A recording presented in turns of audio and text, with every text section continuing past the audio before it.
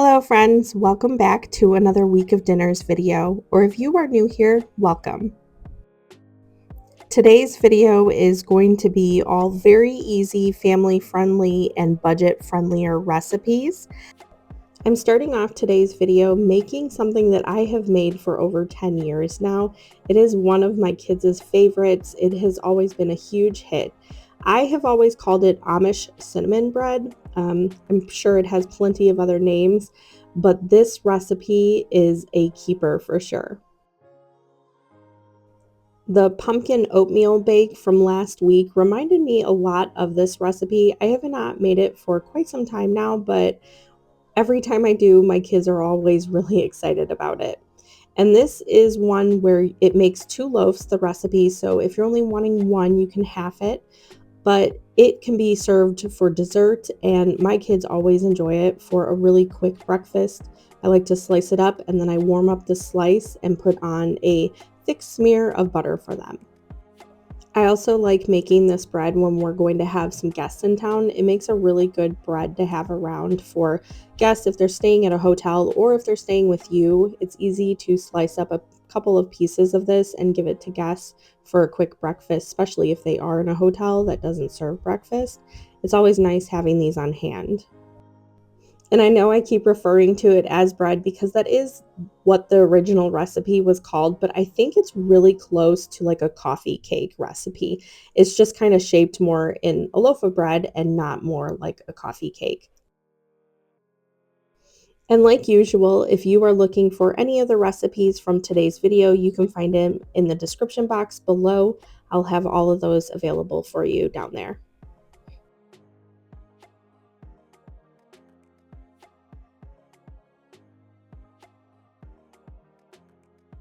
I really should have chose a larger bowl for this. It's been a little bit since I've made this, and I guess I didn't realize how much it actually makes, but I chose a smaller bowl, and halfway through I started wondering if I should switch the bowl, but I ended up just powering through and using the smaller bowl to do it. And just kind of an FYI, I felt like this was a little too sweet. I don't remember them being as sweet as they were. So if you're not wanting it as sweet, I would probably cut down on the sugar a little bit, both in this mixture that I'm making here and in the actual dough mixture. I just felt like it was a little sweeter than I would have liked it. So if you're wanting to do that, also, I would cut down just a little bit. And I did not even use the entire mixture. I maybe used about 3/4 of it, of the cinnamon sugar mixture. So I only used about 3/4 of that, but I did use the full amount of the dough. But like I said, if you're wanting it a little less sweet, then you might want to cut down on the sugar a little bit. Now that I have both of the mixtures combined, I prepared both of these bread dishes. I put butter on them on all sides and the bottom, and then I also coated it in a thin coating of sugar. I just feel like it helps a little bit with it not sticking as much, and that's kind of just always how I've done these particular loaves. So I did that to both of these pans, and I'm putting 1/4 of each of the bread mixture, like the dough, into the bottom, and then I'm going to do a pretty thick coating of the cinnamon sugar mixture on top of each of the layers in each pan. And then I'll go ahead and I'll do another layer of the dough and then another layer of the cinnamon sugar. And then you take a butter knife and you kind of swirl it around to give it that swirling effect, and that will swirl the cinnamon sugar mixture into the bread and give it a really nice layering inside. But if you leave a good amount of the cinnamon sugar on top, it adds that really nice crunch, kind of like a coffee cake.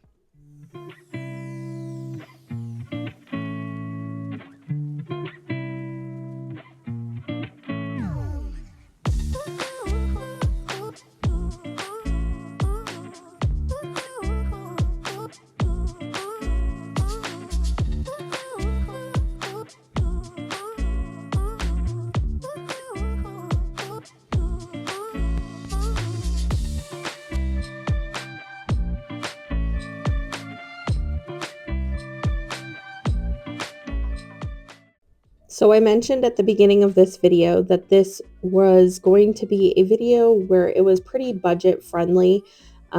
If you saw my last video, I talked about how I'm doing a bit of a grocery challenge this week. I wanted to buy really minimal stuff and do very cheap meals.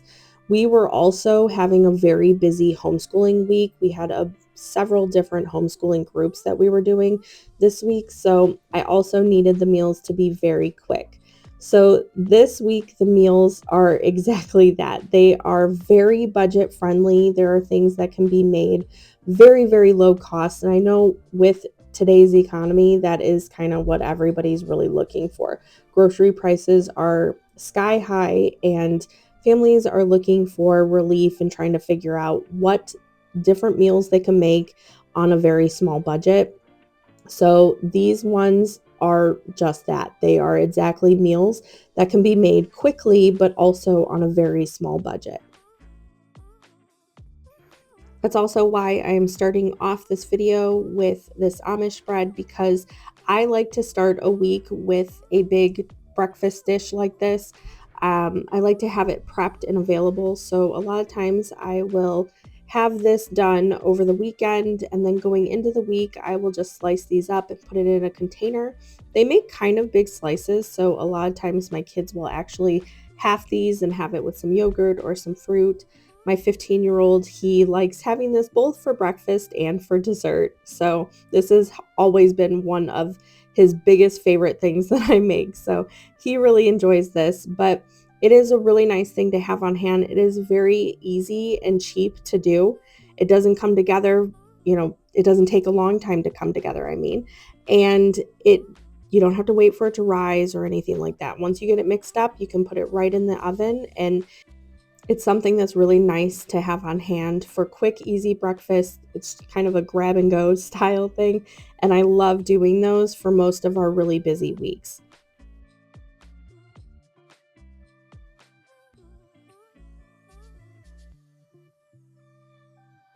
Here's the bread all swirled up before I put it in the oven, and I included the next clip because I thought it was so funny. My husband and my youngest Theo's reaction when the bread came out of the oven.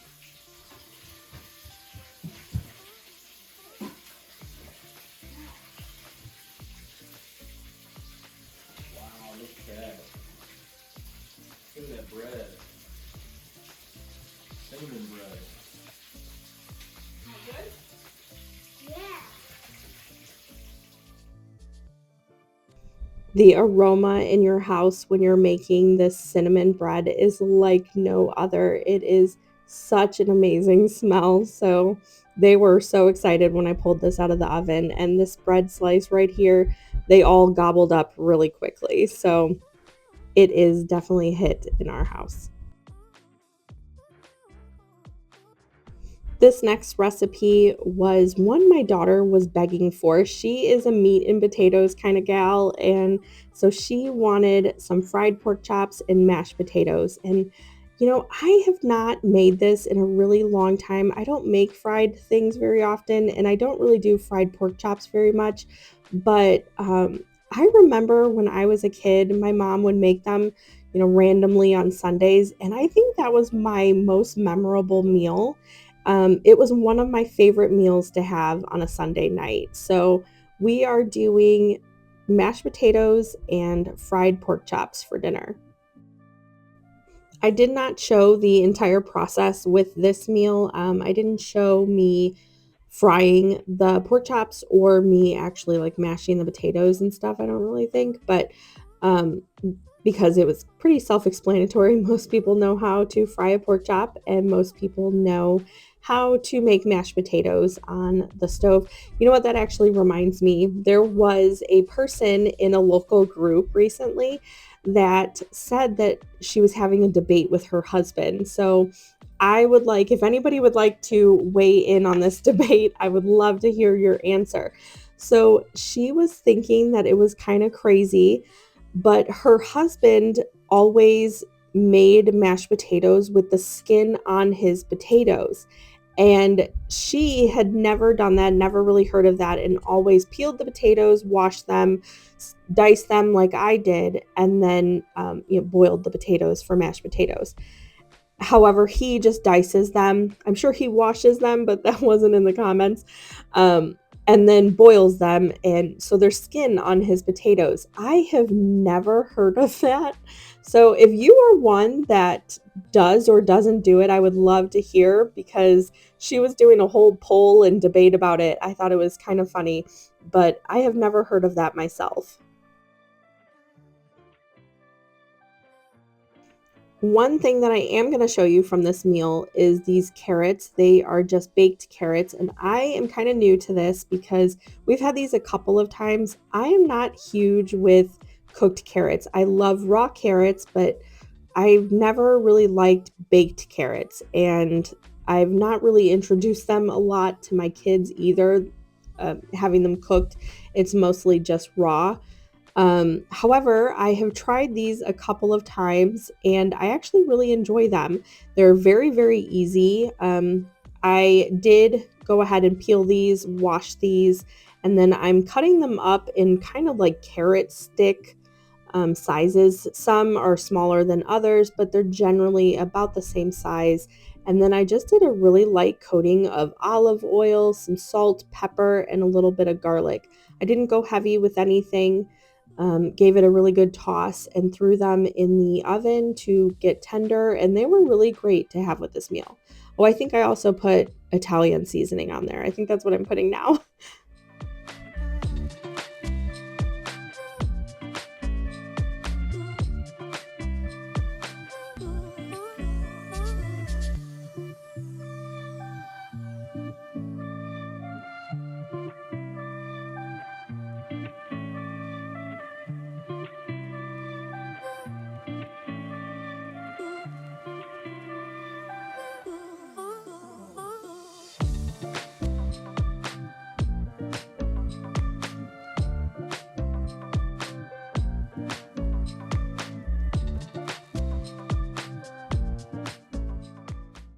I also did show me breading the pork chops because this can mostly be done quite a few different ways, and I often actually switch it up a little bit. I like to use panko breadcrumbs, however, I didn't have any. So what I'm using here is just flour, and I put some seasoned salt in it and pepper. I didn't go heavy with it either. I like to be able to season them when they're all done, so I kind of don't really do very much of it here in this process. And I'm sorry, my camera keeps moving. My daughter was behind the camera and she kept moving it for some odd reason. But anyway, so if I have all the ingredients on hand, which this time I did not, I like to coat the pork chop first in some flour, just plain flour. And then once I get it coated, I will put it in the egg wash. And then I like to coat it in flour that's mixed with panko and then some seasoning of your choice. But I didn't have panko on hand this week. I was trying to keep it pretty minimal and not spend a lot in my groceries. So I am just doing it with the flour and seasoning, and then doing kind of a lighter first coat, putting it in the egg wash, and then putting it back in the flour and doing a second coat. And then once I get my oil going on the stove, then I will put those into a really, really hot oil pan.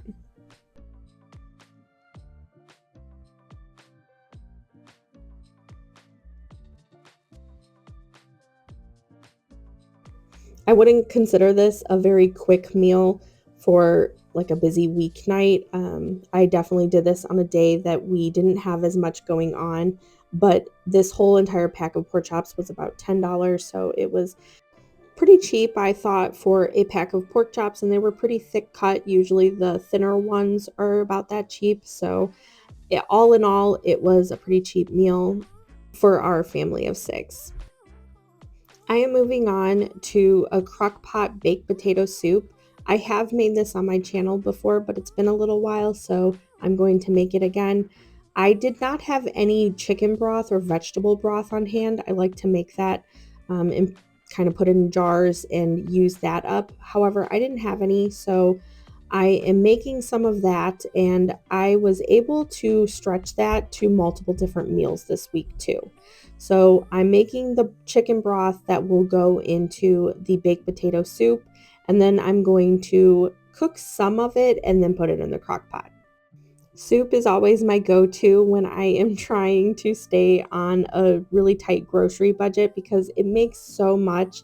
We had some leftovers that we were able to eat for lunch, and I think my husband even was able to bring one to work one day. So it is always really great having a big crock pot meal when you're on a tight budget. This soup is delicious if you like baked potato soup. I know a lot of people do. My family is actually pretty new to it. I haven't made it too much, but it is so good when you do make it. And if you can see the towel in the background of this on the stove, it is actually covering some bread that I'm making. I'm just making a loaf of crusty bread to have with the soup. My kids love crusty bread to dip in their soup, and then they also like to have some butter on it and jelly. It is one of their favorite things in wintertime. So I am making a batch of that, and I will put the recipe for that. It is so easy. It does take a couple of hours because you have to allow it to rise some, but other than that, it is really easy and very minimal ingredients to put together, and it's one thing that I really like to do when we're having soup. Now I'm starting this on the stove and not in the crock pot because I'm trying to add like flour and some of the other ingredients to make it thicker before I put it in the crock pot. So I ended up putting in the flour here. I put in salt, pepper, and garlic. The recipe calls for a good amount of garlic. I don't have any garlic, so I did just powdered garlic. That's usually what I use in my recipes, and it worked out just fine. But yeah, the recipe does call for quite a bit of it, I noticed. And then I'm putting in the milk, and I will stir that up, let it thicken slightly, and then I'll add it all to the crock pot.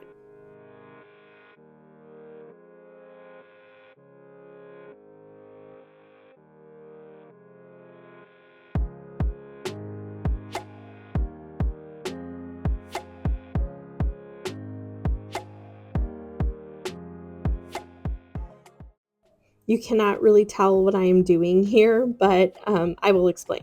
So I am one of those people where I cannot make a normal amount of potatoes or pasta. I don't know what I have been cooking for so long, and I don't know what my problem is, but I either cook too much pasta and too much potatoes, or I don't cook enough. So when I made the pork chops, I made so much potatoes, and I had an insane amount of mashed potatoes left. So I went ahead and decided to make the soup the very next day, and I did not have to cut any potatoes or anything. In my previous videos, when I made this soup, I did have to cut potatoes, and you can mix them up, like blend them if you want, or if you have an immersion blender, you can do that too, and or leave some chunks. However, I had so many mashed potatoes that I did not have to supplement any more potatoes. I just used all of our leftover potatoes. So that is what you saw me adding into the crock pot at the very beginning. And then I added the remainder of the ingredients into the crock pot with it.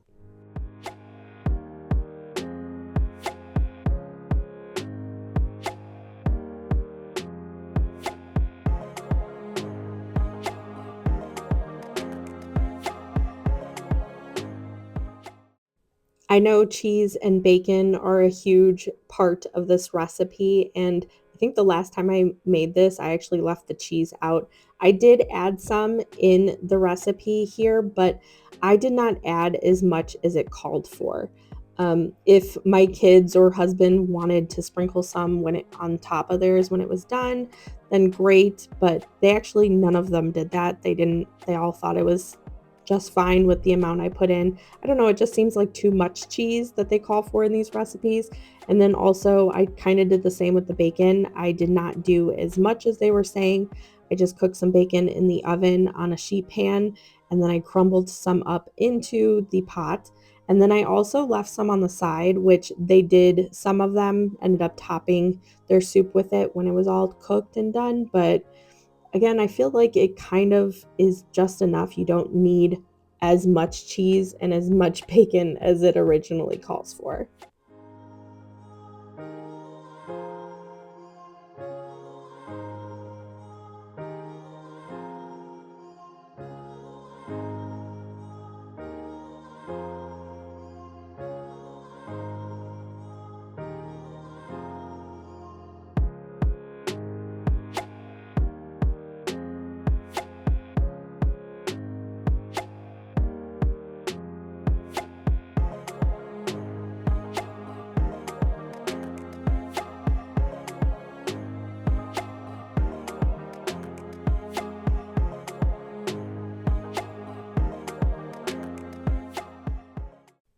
This is not a recipe, but this is something I often do, so I figured I would go ahead and show it while I'm doing it this week because this is a great idea if you are home and your kids are always snacking.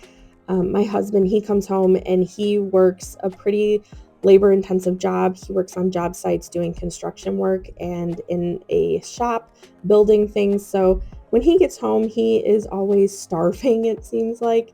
And then also, we are at home and go through a lot of snacks during homeschooling and all that. So my kids are always snacking. I always buy a bunch of vegetables and fruit, and I like to wash them all in big batches and then slice them up and put them in these giant tubs. And then sometimes I'll serve it with like some guacamole or salsa or ranch or veggie dip. It really doesn't matter. And I'll put these trays out, and my kids will sit there and just snack on them instead of like chips and cookies and stuff. And my husband always looks forward to this too. Also, there are so many days where I don't really know what I want for lunch, or I don't really want to dirty the kitchen. And so I will just get this out, and this will be my lunch. These like big trays. Obviously, I don't eat the entire thing, but it helps a lot with the snacking. I know there are so many people, and I mean, I'm one in particular where my kids are always snacking, and it's just like, oh my gosh, another snack, another snack. So, this is always really, really great to have on hand if you have a bunch of snackers like I do.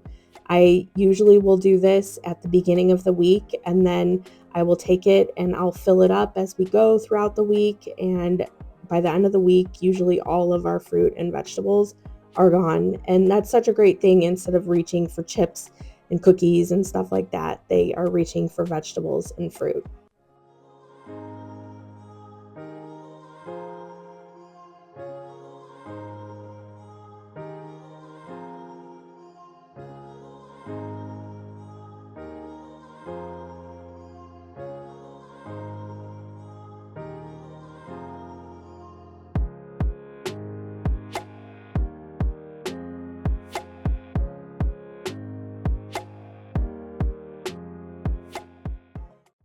This next meal that I am starting is very easy, but this is my ultimate comfort meal. For me, my mom made goulash anytime for my birthday or any special meal. This was my favorite thing. Whenever you're at school and the teacher is like, what's your favorite meal? It was always goulash for me. I don't know, it is just the ultimate comfort food for me. And when I was sick as a kid, or even now as an adult, if I'm sick, this is the meal that I make. This is the meal that I make for my kids. And this is just, it's something that will forever be a part of my life. It's my ultimate comfort meal. It is also so easy and so cheap. And so it's really kind of nice that it's my comfort meal. And speaking of never being able to serve the proper amount portions of pasta and potatoes, this meal I made so much pasta, but it worked out because I added it to the chicken and broth that I made in the last meal, and I made a really nice chicken soup that I jarred, and it has been a huge hit for lunches around here. But I know that goulash can look different in a lot of different families. So my family in particular, I did not grow up with celery in mine. However, it is a really, really great additive to these. I don't know what it is, the flavor, and it's not really much of a crunch, but the flavor alone really adds really nicely to this dish. So I have a pound of hamburger going, and I salted it and peppered it. Nothing crazy, just a little bit of each. And then I'm adding some diced onion and diced celery. I'll cook that until it's done. And then once the pasta is done boiling, I'll drain it and add in this mixture along with the rest of the stuff, which is so minimal. It is the perfect meal on those cold winter days, but ones that are really busy and you don't want to spend a ton of time in the kitchen cooking. My mom also always used to serve this with a slice of white bread with a smear of butter on it.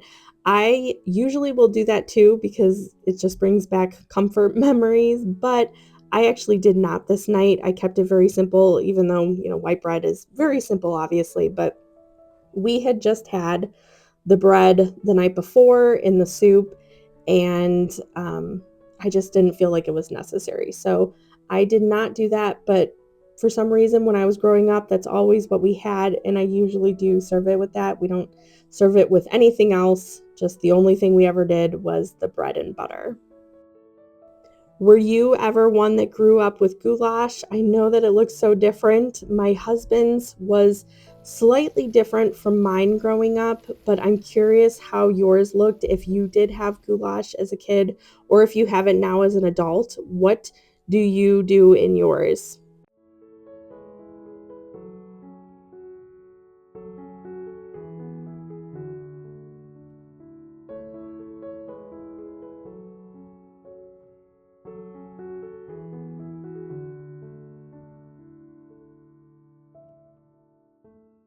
See what I mean? So much pasta. I don't know what my deal is. But I made a ton of pasta. It ended up working out this time, but it doesn't always.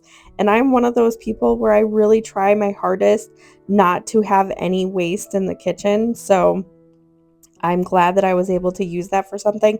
A lot of times, if I don't have like the chicken broth on hand, I will use the extra pasta and toss it in like butter and garlic. My daughter really loves that. Instead of having it like in a marinara sauce or something, she likes the garlic butter noodles, I think is what she calls it. She actually will make those a lot of times for lunch for her and her brothers. But anyway, I was able to put those in soup and it worked out this time. I know that my mom, when she makes it, she always did tomato paste. I don't ever remember to buy tomato paste, so I did not add that, but I did add some diced tomatoes, and then I add an entire large thing of the tomato juice. And at first, it will look as if it's like a tomato soup, but as it cooks and as it sits, it soaks it up and it is more of a pasta type of meal. But this is also a meal that it gets better as it sits. It's kind of like chili, like the next day, those flavors, they were able to mingle quite a while, and then the flavor is even better the next day. Goulash is one of those meals where the leftovers are often better than the original batch.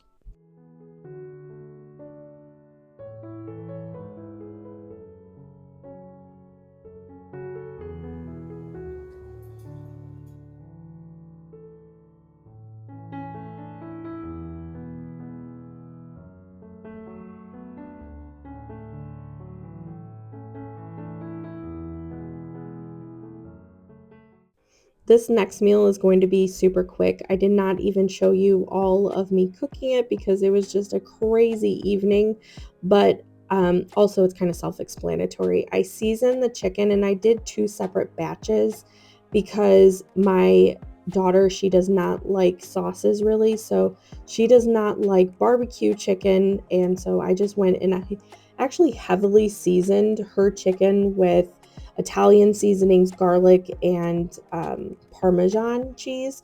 And so it was almost like a wing effect. She really loved it. But the other batch, I went ahead and I did a barbecue seasoning mix, and then I did a barbecue sauce. Now this is just like the normal Baby Ray's, but this is like the Aldi brand, which I feel like is the same thing as Sweet Baby Ray's. I have it cooked a little bit, and then I'll take it out halfway through and do like another little batch of the barbecue sauce. I'll get it all coated on there, and then I'll put it back in there to finish cooking. I went ahead and I asked my kids what they wanted as a side, and so I just did some mashed potatoes and a vegetable. This night was insane. My husband, he didn't even get home. He was on a job site until like 10 p.m. that night, and we had a ton of things going on for schoolwork. It was just a very hectic evening. So one of the quickest things that I do is the baked chicken on those nights. I like to just bake some chicken legs and do some kind of a side. And this just so happened to be it. I jazzed them up a little bit with some seasoning and barbecue sauce, but that is all it was. It was very easy, very quick, and simple. But that is all I have for you today. Thank you so much for hanging out with me in another one of these weekly meal videos. I will see you in the next one. Bye.